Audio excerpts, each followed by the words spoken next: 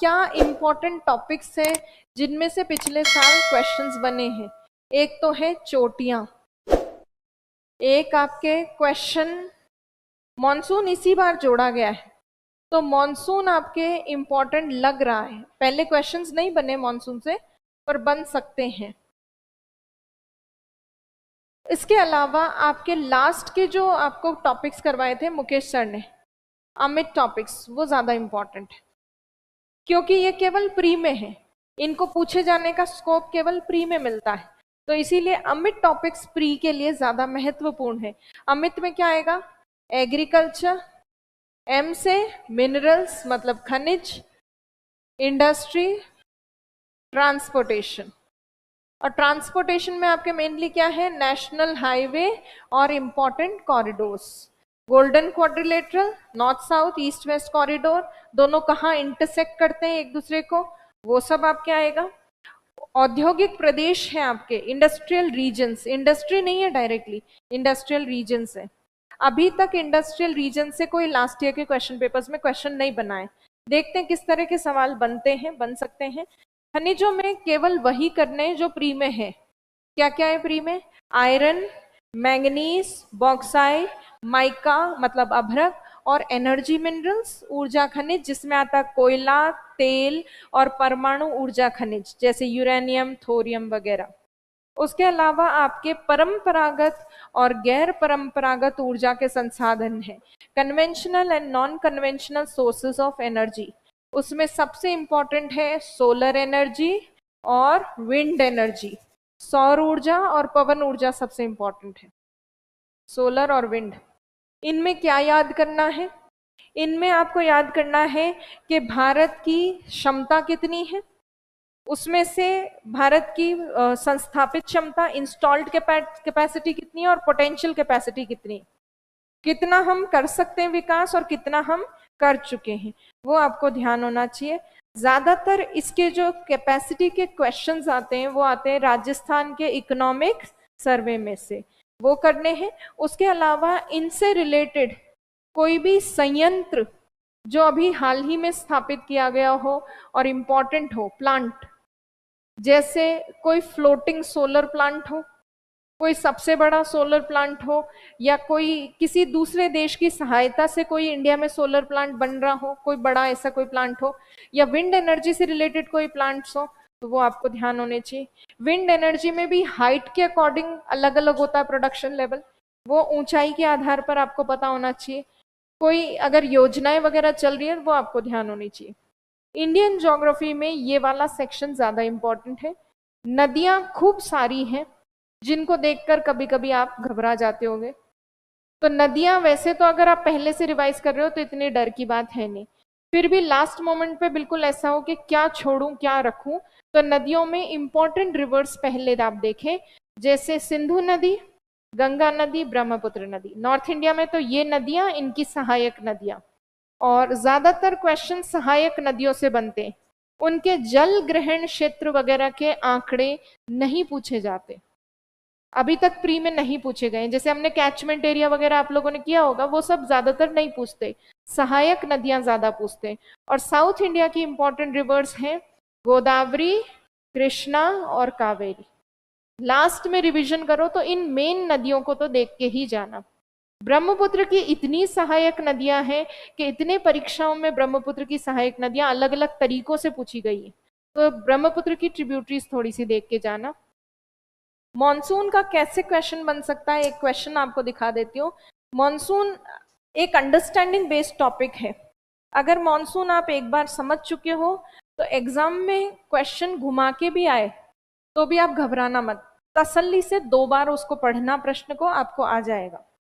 जैसे जो क्वेश्चन बना था हाल ही के कुछ पेपर्स में, आरएस का तो नहीं है, दूसरे पेपर्स में बना था, उसको देख लेते हैं। ये लास्ट चीज देखेंगे फिर भले आप चले जाना। मुझे आपको गुड मॉर्निंग के टाइम पे आए थे, गुड नाइट नहीं करवानी है, चिंता मत करो। कहाँ है, मुझे दिख क्यों नहीं रहे?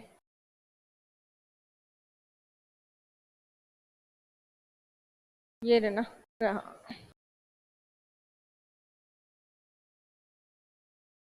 अब ये पीडीएफ है तो ये बड़ा छोटा है, अभी मैं इसको जूम कर दूंगी।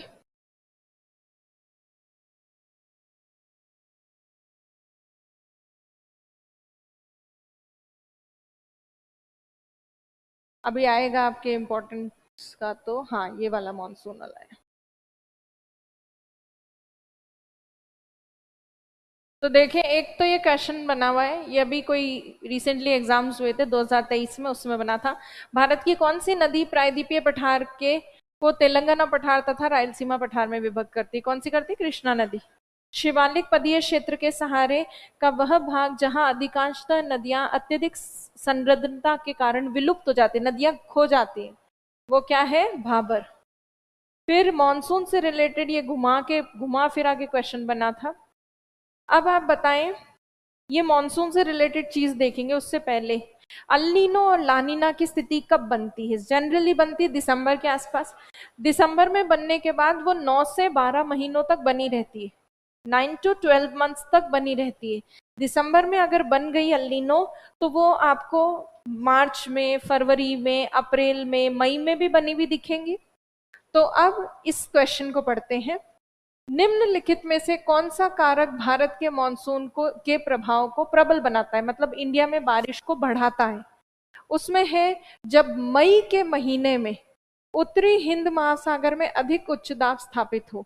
मई के महीने में क्या हो रहा है उससे कोई फर्क नहीं पड़ता, क्योंकि हमारा मॉनसून आता है जून, जुलाई, अगस्त के महीने में।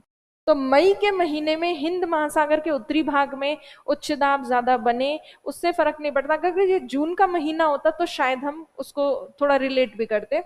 तो फर्स्ट ऑप्शन सही नहीं है। सेकंड में है, मार्च तथा अप्रैल महीने में चिली, अर्जेंटीना में सुविकसित उच्च दाब। चिली, अर्जेंटीना कहाँ है?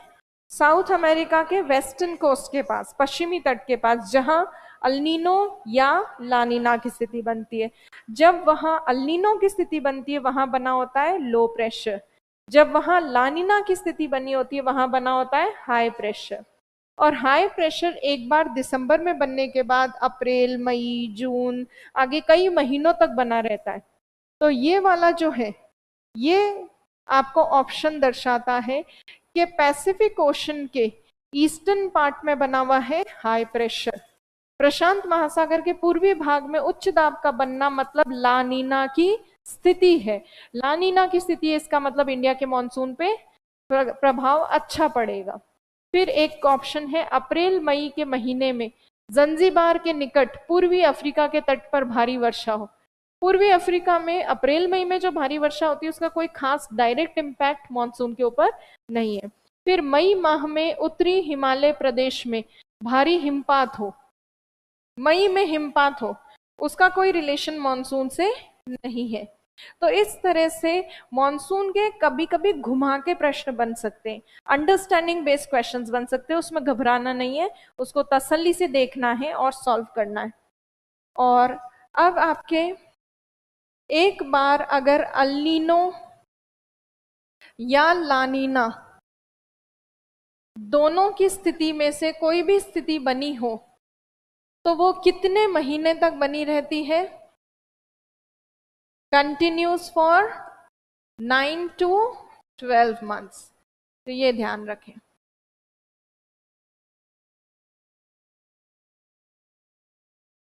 आपको पता है कभी कभी ऐसी परिस्थितियां होती है जब 12 महीने से भी ज्यादा समय तक अल नीनो या लानीना बनी रह सकती है। वो स्पेशल कंडीशंस होती है, उसको स्पेशल नाम दिया जाता है। पिछले वर्ष लानीना की स्थिति लगातार 3 सालों तक बनी रही। पिछले साल 2020, 21 और 22 में उसे कहते हैं लानीना का ट्रिपल डिप। लिखा था, सुना था क्या? लिखवाया था क्या? La Nina, triple dip of La Nina, ये करंट अफेयर्स का टॉपिक है। Triple dip of La Nina. La Nina का ट्रिपल डिप मतलब 2020, 21 और 22 लगातार 3 सालों तक लानीना का प्रभाव रहा। Impact of लानीना continued for 3 years। इसको कहते हैं लानीना का ट्रिपल डिप, वरना 3 साल तक नहीं बनी रहती। कब तक बनी रहती? 9 से 12 महीनों तक। एक बार काफी लंबे टाइम तक अल्नीनो बनी रही, उसको नाम दिया गया था गॉडजिला अल्नीनो। वो बहुत पहले बनी थी, अभी रिसेंट में नहीं बनी। और लानीना अल्नीनो की स्थिति बनी हुई है, इसकी घोषणा NOAA करता है। कौन बताता है कि लानीना या अल्नीनो बनी हुई है? NOAA बताता है। कौन है NOAA? जैसे नासा है, स्पेस टेक्नोलॉजी उससे रिलेटेड, वैसे ही यूएस का एक डिपार्टमेंट है, एक एडमिनिस्ट्रेशन है, वो महासागर और वायुमंडल से संबंधित सूचनाएं देता है। इसका नाम है नेशनल मतलब राष्ट्रीय, ओशनिक मतलब महासागरीय, and atmospheric administration, atmospheric administration. तो अल्नीनो और लानीना दोनों की घोषणा की जाती है NOAA के द्वारा। ये यूएस का एक प्रशासन है, एक विभाग है, राष्ट्रीय महासागरीय तथा वायुमंडलीय प्रशासन। प्री में कुछ आ जाए इससे रिलेटेड तो वो आपको ध्यान होना चाहिए। अल्नीनो के टाइम पे बारिश हो सकती है कहाँ? पेरू के तट के पास हो सकती है। इक्वाडोर जो है, जहां से इक्वेटर गुजरता विषुवत रेखा, उसके कोस्टल रीजन पे अल्नीनो के टाइम पे बारिश हो सकती है। अगर अल्नीनो में ऐसा पूछ लिया जाए कि अल्नीनो एक गर्म धारा है जो प्रशांत महासागर के पूर्वी भाग में विषुवत रेखीय क्षेत्र में स्थापित होती है, तो वो स्टेटमेंट सही होगा, क्योंकि इक्वेटर के आसपास ही अल्नीनो बनना शुरू होती है। किसकी वजह से बनती है? CEC, counter equatorial current. एक और चीज आपके सिलेबस में, प्री के सिलेबस में, वर्षा, वर्षा का वितरण, वर्षा के आगमन की तिथियां, निवर्तन की तिथियां, अराइवल, रिट्रीटिंग की डेट्स, वो भी आपके प्री के सिलेबस में। रेनफॉल वाला जो चैप्टर है वो पूरा प्री में है। उसमें से कैसे क्वेश्चंस बन सकते हैं उसका एक एग्जाम्पल आपको दिखाती हूँ। ये सबने देख लिया होगा, नोट डाउन कर लिया होगा। अब उसमें से कैसे क्वेश्चन बने हैं, एक क्वेश्चन बना था, मिल जाएगा तो दिखाती हूँ। अच्छा, ये रहा।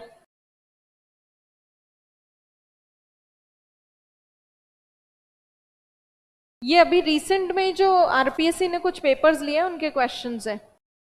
ये तो ISFR वन स्थिति रिपोर्ट जो है 2021 वाली वन रिपोर्ट है ना सबके पास।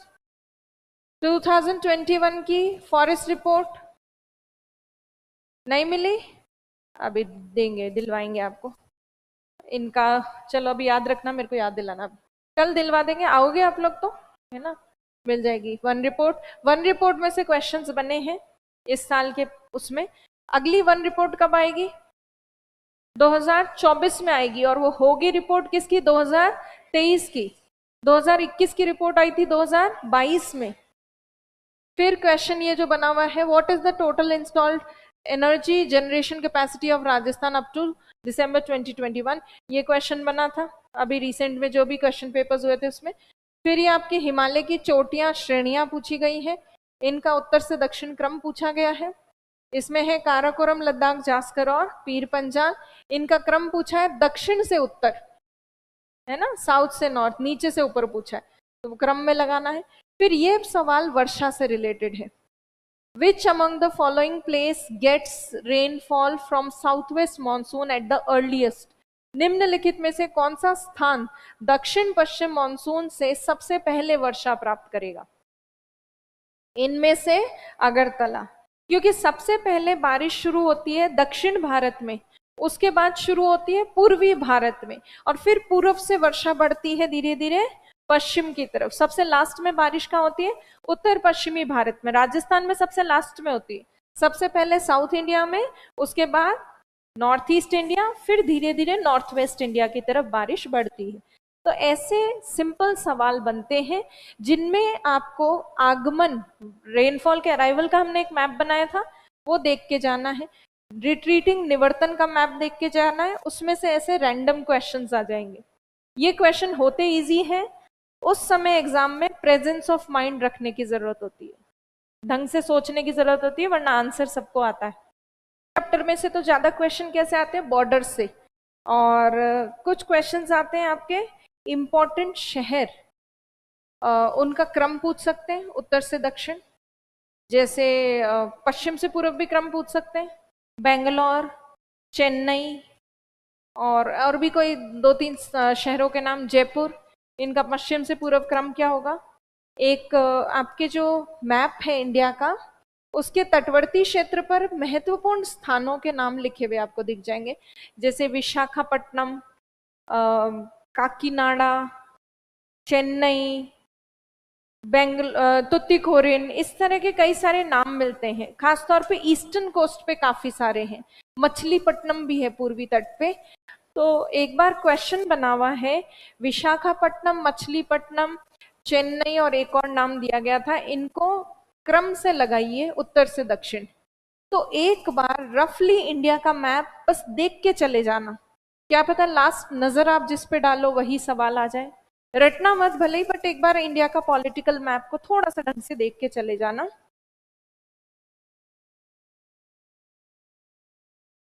चलिए, तो आगे ये तो हो गया चोटियों वोटियों। अच्छा, फर्स्ट चैप्टर की बात होगी। फर्स्ट चैप्टर में से क्या आएगा, क्लियर है, पॉलिटिकल मैप से रिलेटेड चीजें आएंगी, फैक्चुअल चीजें नहीं आती आरएस में आजकल, एरिया वगैरह नहीं पूछते।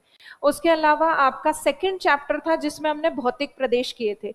भौतिक प्रदेशों में हिमालय प्रदेश पूछा जाए तो उसमें पूछी जाएंगी चोटियां या श्रेणियां, और उनका क्रम ऊंचाई के आधार पे, उनके डायरेक्शन के आधार पे दो तरह से क्रम पूछे जाते हैं। उसके बाद आता है आपका मैदानी प्रदेश। मैदानों में जो ज्यादातर क्वेश्चन बने हैं वो खादर, बांगर, तराई, भाबर, इससे बनते हैं ज्यादा क्वेश्चन। जैसे पूछा गया है एक बार एग्जाम में कि कंकड़ कहाँ की विशेषता है, कंकड़ कहाँ पाए जाते हैं, बांगर क्षेत्र की विशेषताएं। रेह, कल्लर, ऊसर, ऐसी मृदाएं सामान्यतः कहाँ पाई जा सकती, बांगर में।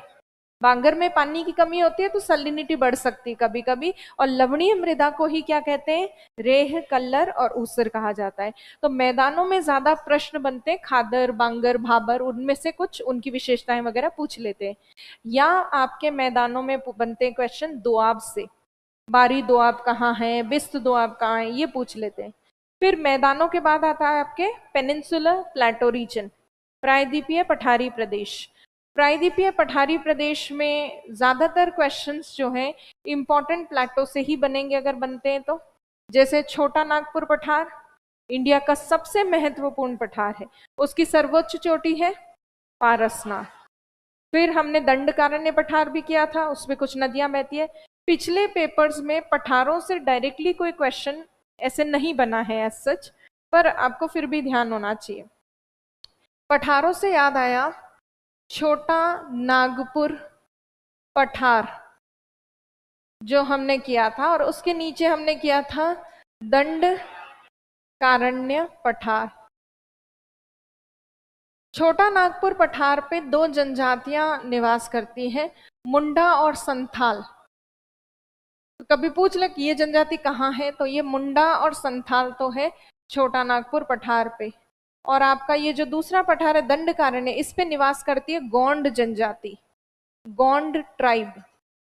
तो जनजाति भी थोड़ा सा देख लें कहीं आ जाए तो, संथाल, मुंडा। तो इन पठारों पर ये जनजातियां निवास करती हैं। बाकी मेघालय पठार में हमने चेरापूंजी और मौसिनराम किए थे। कौन सी पहाड़ियों में है, खासी पहाड़ियों। नंबर 1 पे कौन है वर्षा के आधार पे, मौसिनराम, और नंबर 2 पे चेरापूंजी। तो उनका क्रम ध्यान होना चाहिए। और दक्कन के पठार में दक्कन के पठार में तो बेसिक चीजें, काली मिट्टी से बना हुआ है और वो सब चीजें। हाँ, एक चोटी दक्कन के पठार से रिलेटेड करेंगे अभी। ये हो गया एक दक्कन के पठार से रिलेटेड, क्या पता कोई क्वेश्चन बन जाए। डेक्कन प्लेटो ट्रायंगुलर प्लेटो है, त्रिभुजाकार पठार। कभी कभी पूछ लेते हैं ये कितने राज्यों में है। तो वैसे तो हमने 4 राज्य किए थे मेन, पर राज्यों की संख्या पूछ ले तो ये है 8 राज्यों में। 8 राज्यों में कैसे, एक तो मेन राज्य तो है आपके महाराष्ट्र, तेलंगाना, आंध्र प्रदेश और कर्नाटक। थोड़ा थोड़ा ये आसपास के अगल बगल वाले राज्यों में भी फैला हुआ है। थोड़ा बहुत हल्का सा आपको एमपी में मिलेगा, हल्का सा छत्तीसगढ़ में, थोड़ा सा तमिलनाडु और केरल में भी मिलेगा। तो एक तो 8 राज्यों में है आपका दक्कन का पठार। संख्या पूछी गई है पिछले कई पेपर्स में। फिर दक्कन के पठार के उत्तर पूर्वी कॉर्नर में यहां पर तेलंगाना और छत्तीसगढ़ के बॉर्डर रीजन पर एक चोटी है जिसका नाम है डॉली गुट्टा। और डॉली गुट्टा तेलंगाना की सबसे ऊंची चोटी, तेलंगाना की हाईएस्ट पीक। तो अगर पूछ लें दक्कन के पठार के उत्तर पूर्वी भाग में कौन सी चोटी है, डॉली गुट्टा। डॉली गुट्टा कौन से राज्य में है, तेलंगाना में। और बॉर्डर पे वैसे तेलंगाना और छत्तीसगढ़ के। आपको याद होगा हमने कर्नाटक के पठार का पश्चिमी भाग मल्लनाद लिखा था, है ना। कर्नाटक में पश्चिमी घाट को ही मलनाद कहा जाता है और कर्नाटक के पठार का पश्चिमी हिस्सा भी कहलाता है मलनाद। तो अगर प्री में क्वेश्चन बन जाए मलनाद किसको कहा जाता है, वेस्टर्न घाट को कहते हैं कर्नाटक में। फिर पठारों के बाद पहाड़ियां वगैरह हमने की थी, अरावली, विंध्याचल, सतपुरा।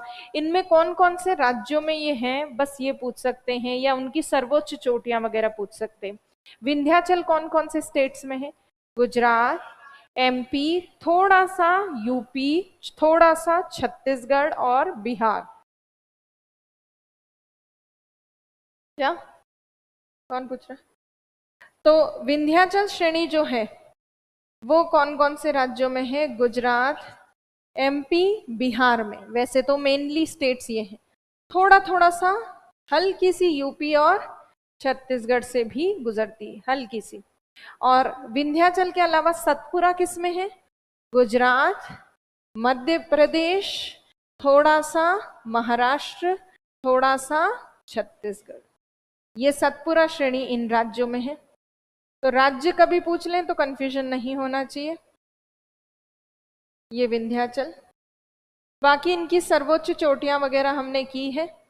पश्चिमी घाट, पूर्वी घाट में जो एक्स्ट्रा चोटियां आ सकती है वो मैंने आपको लिखवा दी अभी। और उसके बाद हमने तटवर्ती मैदान किए थे, कोस्टल प्लेन्स। कोस्टल प्लेन्स में से मेंस में तो प्रश्न बना है, प्री में आज तक अभी कोई प्रश्न बना नहीं है। पर तटवर्ती क्षेत्र में जो बंदरगाह है, विशाखापट्टनम, तुतीकोरिन, उनकी लोकेशन कहीं पूछ लें, क्रम पूछ लें उत्तर से दक्षिण। हालांकि बंदरगाह अब आपके ट्रांसपोर्टेशन में है नहीं, फिर भी देखा हुआ रहे स्थानों के नाम तो अच्छा रहता है। फिर हमने लास्ट में किया था अंडमान निकोबार द्वीप समूह। अंडमान निकोबार में रिसेंट में करंट अफेयर्स में क्या चल रहा है, 23 जनवरी 2023 को 21 नए द्वीपों के नाम रखे गए। द्वीपों के नाम बदले गए या नए रखे गए। और नाम किसके आधार पर रखे गए, परमवीर चक्र विजेताओं के नाम के आधार पे। 23 जनवरी को माना जाता है क्या, पराक्रम दिवस, क्योंकि उस दिन सुभाष चंद्र बोस जी की बर्थ एनिवर्सरी, जन्म दिवस की सालगिरह है। कौन सी, इस बार कौन सी थी, 126वीं 126th बर्थ एनिवर्सरी थी सुभाष चंद्र बोस की। उस दौरान 21 नए द्वीपों के नाम रखे गए थे, उसको पराक्रम दिवस कहते हैं। 2018 में भी 3 द्वीपों के नाम बदले गए थे, रॉस, नील और हेवलॉक, और उनके नाम रखे गए थे शहीद, स्वराज और बोस द्वीप। और वो 2018 में क्यों रखे गए थे, क्योंकि वो 75वीं सालगिरह थी किसकी, अंडमान निकोबार के ऊपर भारत के अधिकार की। कैसे, भारत को कब अधिकार मिला अंडमान निकोबार पे, 1943 में मिला। 1943 में कैसे मिला, जापानी फौज ने ब्रिटिश राज से अंडमान निकोबार आइलैंड्स को छुड़ाया और फिर जापानी फौज ने वो किसको सौंप दिया, सुभाष चंद्र बोस जी को सौंप दिया। और उस समय सुभाष चंद्र बोस जी ने 2 द्वीपों के नाम बदले थे, स्वराज और शहीद। और उन्होंने उस समय भी ये सुझाव दिया था कि इन द्वीपों के नाम ये होने चाहिए, बट वो फॉलो नहीं हुआ। तो 2018 में 75वीं सालगिरह थी भारत के अंडमान निकोबार के ऊपर अधिकार की। उस समय शायद भारत का फ्लैग जो है उस समय वहां पे इंडिया का फ्लैग भी वहां पे होस्ट किया गया था 1943 में, तो शायद उसी के उपलक्ष्य में 2018 में नाम बदले गए थे द्वीपों के। 2 नाम तो सुभाष चंद्र बोस जी खुद सुझाव देके गए थे, वही रखे गए, और एक नाम पूरा समर्पित किया गया खुद सुभाष चंद्र बोस जी को। तो अंडमान निकोबार आइलैंड्स में आपकी ये करंट वाला टॉपिक बन सकते हैं। क्या मैंने आपको करवाते वक्त शायद करवाया हो, नहीं करवाया हो, भूल गई हूँ, पता नहीं। अंडमान निकोबार द्वीप समूह का एक नाम है मरकत द्वीप, एमरल्ड भी कहते हैं इनको, मरकत या एमरल्ड द्वीप भी इनको कहा जाता है। तो अगर कोई भी नाम आ जाए तो वो इन्हीं से रिलेटेड है, मरकत, एमरल्ड।